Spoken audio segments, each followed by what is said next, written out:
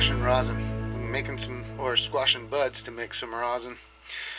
So basically I'm going to just kind of walk you through a basic idea if you are curious enough to try making your own solvent-free shattering rosin and so forth. This is basically a cheap man's way out of it. So basically start with parchment paper, fold it into little squares, either a hair straightener, or I lucked out and got this Sunbeam touch up and go iron. It's like a little iron, like for your clothes and stuff. So packs up, has a little bag, really nice, pretty cheap, works wicked good. Nice big plates for it to heat. So you have that, and you have a vise or something to, you know, squash. A lot of people will use, whoops, they will use these ratchet clamps. You can use whatever you want as long as you squash it. It has a good power to squash. 600 pounds of squashing power here, which is pretty good, but my vise is a little better. So what you do is you pre-squash your buds like I've done here. You can use anything from a garlic press, or just use your vise or whatever you're squashing with to pre-squash them. And you put them in the, you can use filters and bags and all sorts of business, but it is what it is. Oh yeah, and we have the happy-go-lucky Grab Labs little beaker with the torch up here that we're medicating with today, and some honey wax, or sugar wax rather. It's Tangy sugar wax.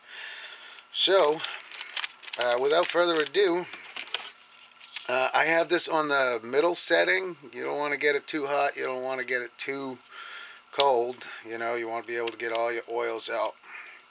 So what I do, I kind of use the front middle area and get it good and surrounded. Get it on those plates really good. And I just listen for the fiery crackles and the sizzlings and the so forths. And I just keep putting the pressure on there. If I feel I'm getting too hot, I'll just shut it down or bring it down one setting, you know.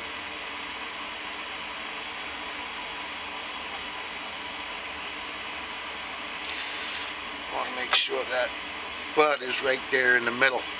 So, and for a couple of seconds, you want to, like I said, listen for it to sizzle and so forth.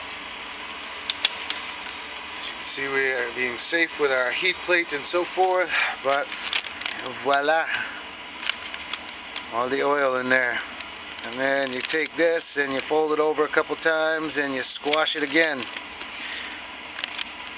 And you make good rosin. I change up. Oops.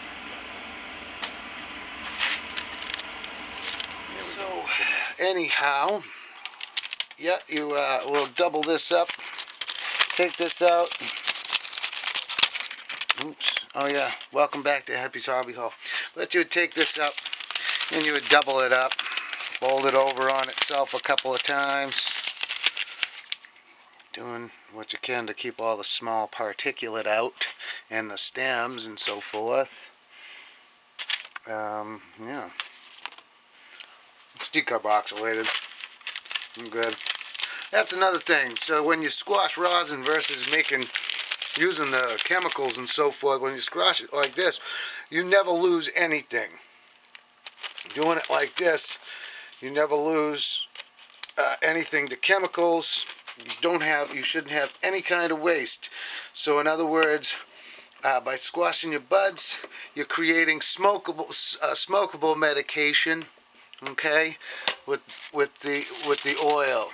And then the puck that's left over, the bud that's left over, there's still CBDs and THCs in there, and medication that's still in there. Killer is now, Now it's decarboxylated. Now you can eat it any way you choose. Grind it up, put it in something, eat it straight up. You're still going to benefit like a normal medible. So that's a good thing. Second time on the squashing, I like to leave it a little bit longer. You know, try to get nice and focused right in on that thing. I'll leave it a little bit longer. A lot of people like separate their first and second and third squashings and so forth. You know, but voila. Here's a nice edible puck. I got some more shatter on there, some more rosin rather. So we're going to just set this one aside and get another one. So again, we pre-squash our bud and we put it in between our little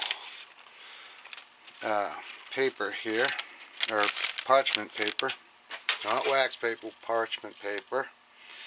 Okay, right in those nice, right in between, and get it focused right there where we want it. Hammer it down. Now you can also not only squash buds. Oh yeah, listen to that thing sizzle, sizzling, sounding nice. Not only can you squash buds, but you can squash your keef and so forth for a bigger yield. Each time you're looking for anywhere between 20-23% yield on your buds, 33-36% on your keef, and it's a big difference. But you don't want to cook these too long. You end up decarboxylating the whole kit and caboodle. Whoops, a little bit of smoke. Oh yeah, but look at that squash. That's fantastic. Look at that. That's very nice. It's a very nice squash right there. I'm going to make a couple of dabs right there. So, I'm going to put that with my other puck over there. And do one more for you guys. And it's up to you to get your supplies and get it right. But if I can do it, folks, you can do it. It's pretty easy. And frankly, this is like... this versus the BHO and the others is so much better. Like I said, you can recover everything. This is like the way the Native American Indians used to live. They would use the entire animal. Nothing would go to waste. Well, this is the same thing. This is the same way. You know what I mean? You never lose anything. Whereas if you're just buying buds and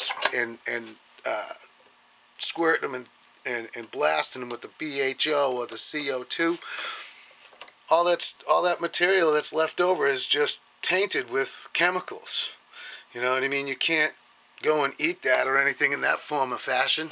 You know, whereas this, you know, the leftover puck that we get, oh, look at that squash. That's awesome. The leftover puck, I can eat this now, and it's going to be beneficial because it's decarboxylated.